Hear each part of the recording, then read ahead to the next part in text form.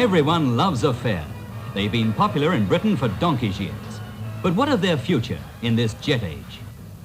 Since the end of the war, many village fairs have been revived, like this one at Hollyport in Berkshire.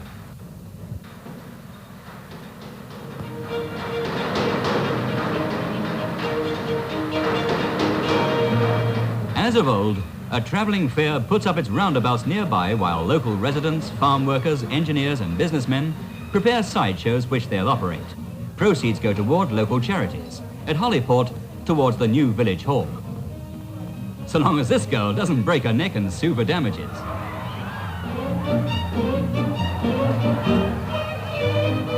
Some display of physical strength has always played an important part in fairs.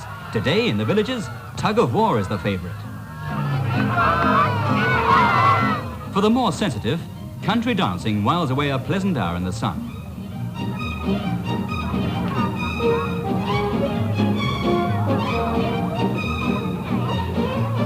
Whereas if you want to break up the Appione, here it is.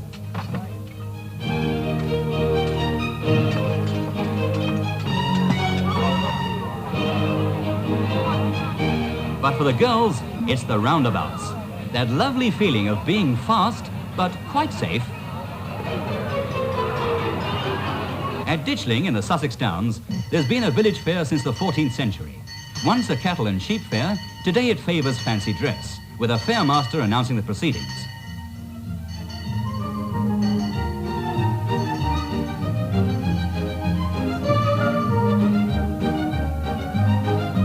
There are always plenty of sideshows to have a go at, and being in the sheep country, the skill and obedience of sheepdogs interests everyone.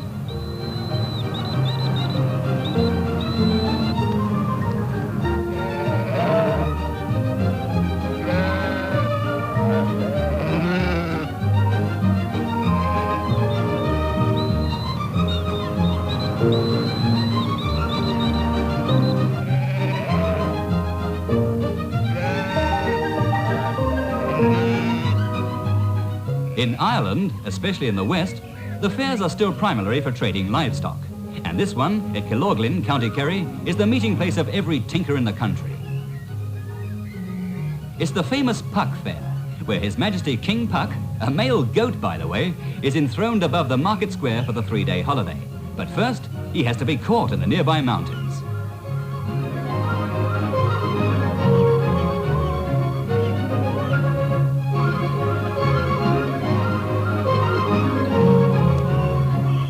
The origin of Puck Fair?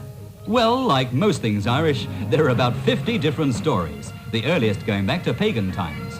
More important is that Puck brings a rip-roaring 3 days to this town of 1,000 people.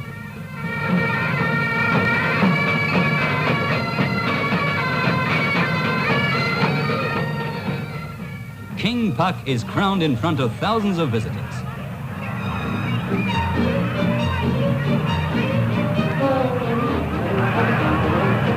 He's hoisted up to his 40-foot stage and fed 3 times a day.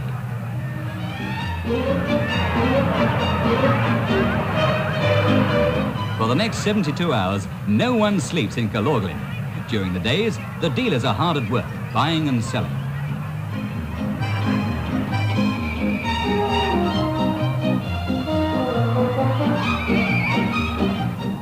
The price of a horse is settled by bringing the hands of buyer and seller together.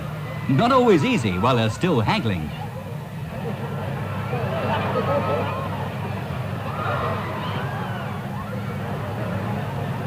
£150,000 changes hands during the fair. Much of it, of course, going through the town's 30 bars, which are open 23 hours a day. Many fairs in Britain, especially in the north, include brass bands.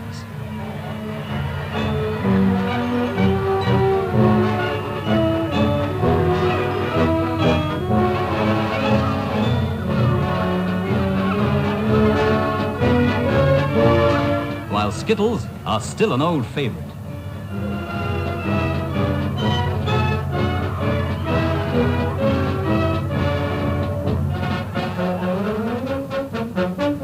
Sideshows always draw the children. And as the band plays on, the jumble sale attracts the women.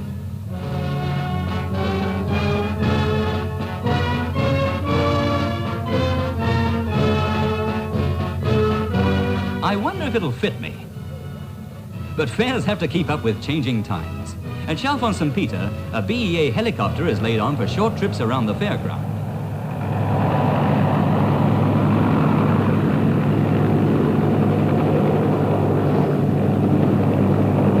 But it's a big blow for the crowd, and for the bandsmen too. Part of the traditional English village fair was Morris dancing. Today, these dances are kept alive by the English Folk Dance Society, whose members spend their weekends visiting as many local fairs as possible.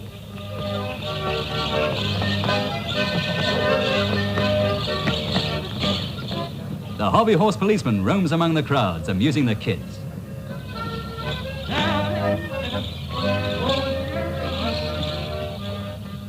On a bank holiday, as many as 20,000 people visit a large town fair such as this one in South London. Watched over by the Showman's Guild, emphasis is on family fun. Undesirable sideshows and tricksters are kept out. Noise is controlled. And for the showmen themselves, changing public taste always has to be reckoned with. Sideshows, with the exception of bingo, are not the money spinners they used to be. Today it's rides, rides and more rides. Everybody wants to be taken for a ride, whether it's up or down.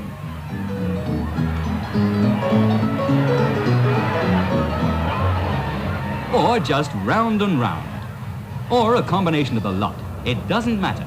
It's rides that are popular.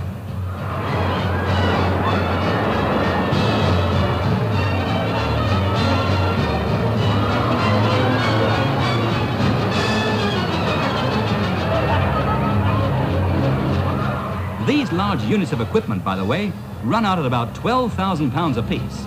Then there are the operating expenses. You've got to do a lot of rides to cover that.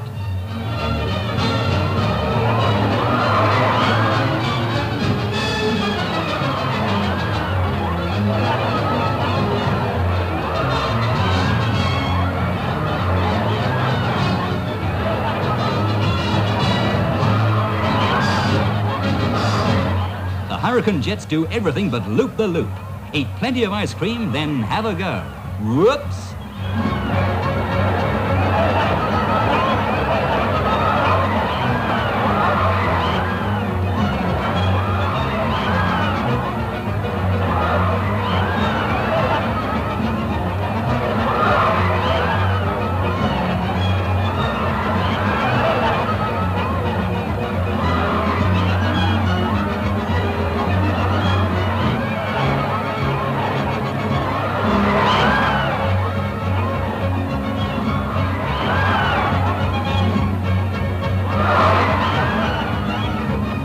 But it's at night, when the lights are switched on, that the fair really comes into its own.